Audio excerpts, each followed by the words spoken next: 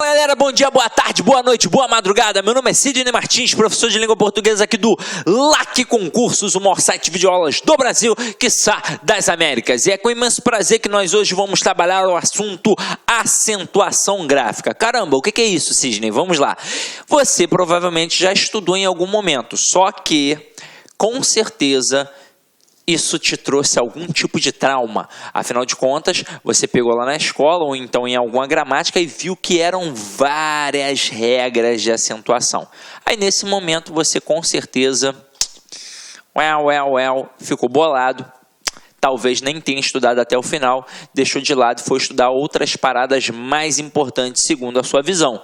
E no final das contas, quando isso cai na prova, você tenta fazer no feeling, chuta, ou então você realmente se colocou à prova e caiu para dentro para poder estudar, mas viu que era muita coisa, viu que eram muitas regras, e sempre, toda vez que te perguntaram, você falava assim: realmente, eu aprendi, mas foi a custo de muito esforço. É um assunto puxado, é um assunto chato. Agora, o que a gente vai fazer? A gente vai traçar um quadro básico para acentuação, para que isso venha a facilitar a sua vida.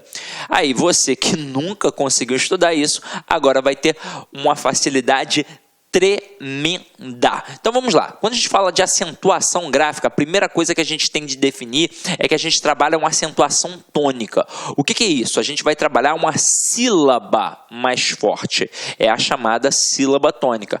E como é isso, Sidney? O que é a sílaba mais forte? É aquela sílaba que na hora que a gente pronuncia a palavra, na hora da prosódia, a gente acaba professando de forma mais forte. Então é isso que a gente chama de sílaba tônica, ou seja, a sílaba mais forte, aquela que a gente na hora da pronúncia acaba dando uma ênfase, beleza? Aí diante disso, diante da sílaba tônica, diante da acentuação gráfica, a gente tem de definir o posicionamento desta sílaba. Há três possibilidades. Aí por isso a gente trabalha as oxítonas, as paroxítonas e as proparoxítonas. O que é uma proparoxítona?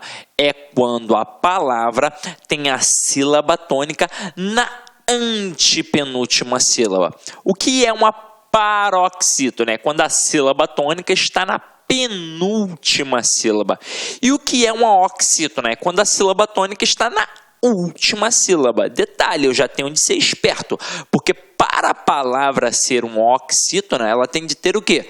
Duas sílabas e a sílaba tônica estar na última sílaba. Porque se ela só tiver uma sílaba, a gente já sabe que vamos chamar de monossílabos tônicos.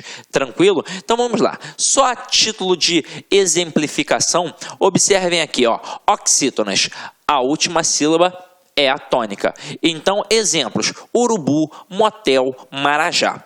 Reparem que na hora da pronúncia, de forma mais aguçada, você vai perceber que realmente a pronúncia da última sílaba ficará mais forte. Aqui, ó, urubu, motel, marajá. Então, realmente, a oxítona tem a sílaba tônica na última sílaba.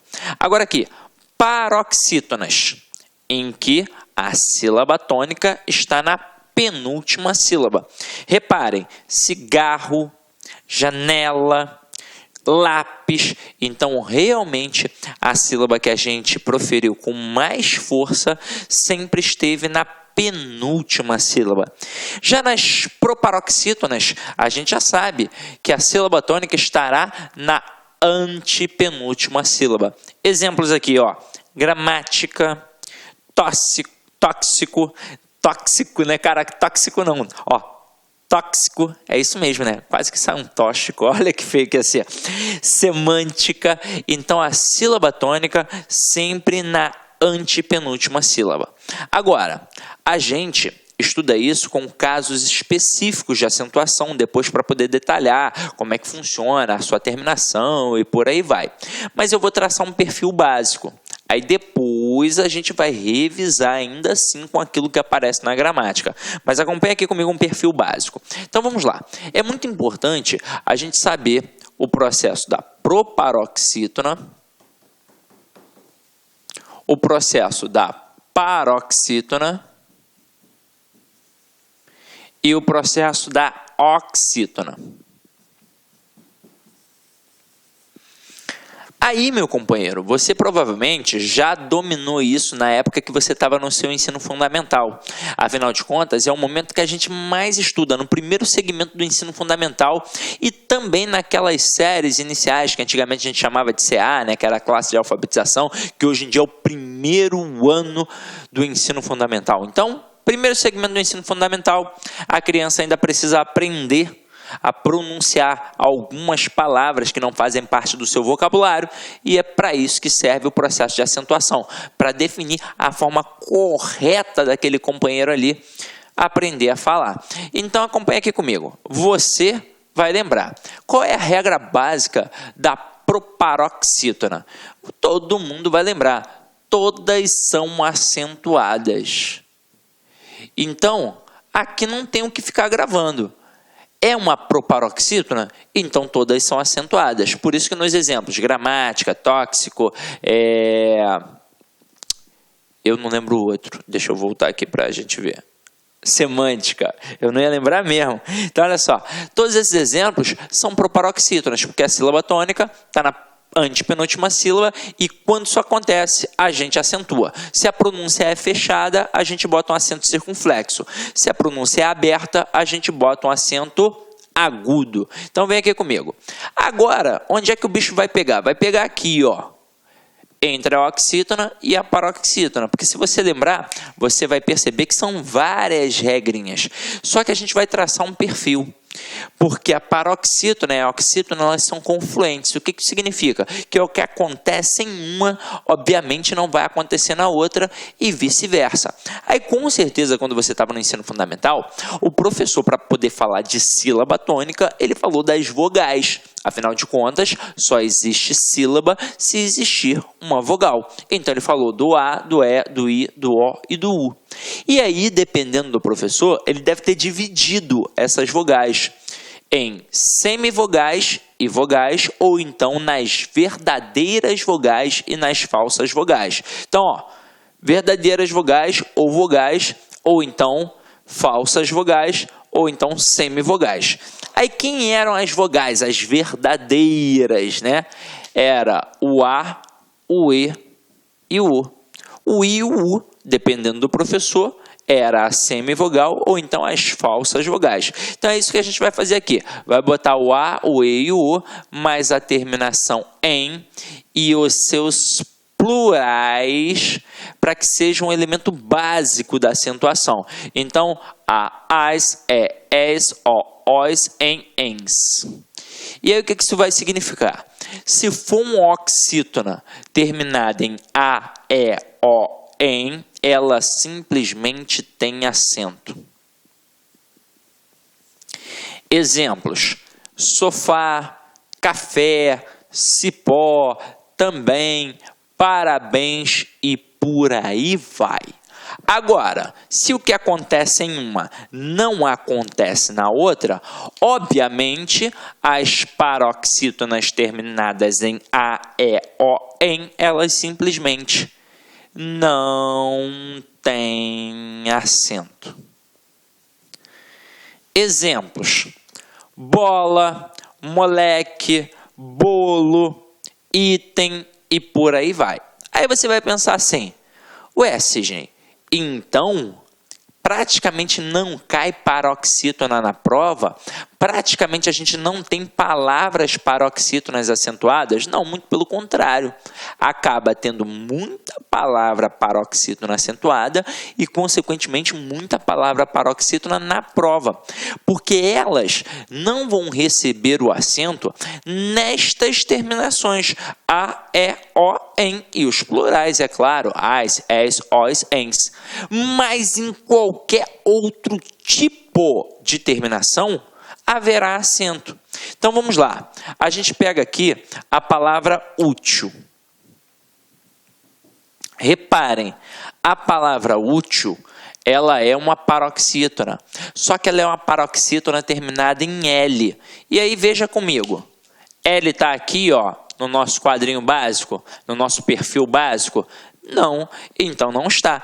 Então, é uma paroxítona terminada em L. Aí, como eu disse a vocês, não vai ter acento nestas terminações do nosso quadrinho básico, mas em qualquer outro tipo de terminação haverá acento. Então, a palavra útil é acentuada exatamente por ser uma paroxítona terminada em L. É assim que funciona. Agora, olha a palavra poker. A palavra poker, ela é também paroxítona, só que agora é terminada em quê? Em R, terminada em R. Tem R aqui na listinha? Não, não tem R na listinha. Então, por isso, ela é acentuada. Só que aí, poker tem uma pronúncia fechada, e aí leva o acento circunflexo. Agora, diante disso, o avaliador sabe como derrubar o candidato. Ele gosta muito da paroxítona terminada em ditongo. E aí o camarada coloca, por exemplo, a palavra relatório. Qual é a intenção? Tentar derrubar o candidato pela falta de atenção, ou até mesmo pelas pronúncias. Então ele vai olhar para cá e vai reparar, ó, relatório, e termina com O. E se termina com O, quadrinho básico não tem acento, não é, Sidney? Mas aí reparem, ela não termina apenas com O. Não é uma vogal que está ali sozinha. Ela termina, na verdade, através de um ditongo. E se termina através de ditongo, com certeza vai ter acento. Então, toda paroxítona terminada em ditongo tem acento, meu companheiro. Agora, são palavras simples do dia a dia, como relatório, secretária, como água, égua e por aí vai. Agora, diante disso, o avaliador ainda vai tentar mais uma para te derrubar. Ele vai utilizar as paroxítonas terminadas em ditongo que possuem um til. Então, o camarada coloca aqui, por exemplo, órfão. Aí o que alguns candidatos pensam? A palavra já está acentuada, já tem o til, está tranquilo. E não é verdade. Quando a gente fala de acentuação, obrigatoriamente a gente fala de acento circunflexo e de acento agudo. É assim que a banda toca. Ah, sim, mas e aquele tal de acento grave lá da crase? Aquilo lá é um processo à parte, meu companheiro. É apenas para indicar uma fusão entre a preposição mais a artigo. Pode ver que a forma é até diferente. O acento agudo aponta para um lado, o acento grave aponta para o outro. É diferente. Agora, til não é acento. Til é marca de nasalização. Até mesmo porque se fosse um acento, a gente não ia falar órfão. A gente ia falar o quê? Orfão. E não é o caso. Então aqui, reparem que a sílaba tônica está na penúltima sílaba. Por isso é uma paroxítona. E é uma paroxítona terminada em ditongo. Portanto, acentuada. Até aí, tudo bem? Beleza, não é? Agora, o avaliador, ele pode trabalhar com palavras que realmente podem derrubar o candidato, mas aí você tem de ficar atento. Então vamos lá. Olha uma palavra interessante para cair na sua prova. Você já anotou esse quadrinho básico? Anotou, né? Anota aí, dá um pause, anota, deixa no teu caderninho para você poder acompanhar. Ó, eu vou colocar aqui umas palavras, né, para a gente poder acompanhar isso daqui de forma mais clara. Só vou apagar para não ficar tão poluído visualmente, afinal de contas o nosso quadrinho aqui é pequenininho, né? Então acompanha aqui comigo, ó. Palavra interessante para cair na prova é a palavra hífen. Opa, legal, meus amigos. E aí, gostou da aula do professor? Professor top de linha. Se você quer assistir o final dessa videoaula, aliás, você quer fazer o nosso curso completaço para esse processo seletivo simplificado do IBGE 2017 para agente censitário, então clique agora no lacconcurso.com.br. Nós temos um curso super competitivo, completaço, por apenas 10 mensalidades de R$30. É isso mesmo, R$1 por dia, você vai ficar super competitivo. Faça investimento aí na sua vida, nos seus estudos, que eu tenho certeza que você não vai se arrepender. Bacana? Legal? Ah, já ia esquecendo. Você viu essa aula aí? Você quer assistir, você quer ter acesso ao material de apoio dessa videoaula? Então clique no link aqui embaixo para vocês aí terem acesso a esse material de apoio. Tudo bem? Então falou, muito obrigado, fique com Deus e espero vocês. Tchau, tchau.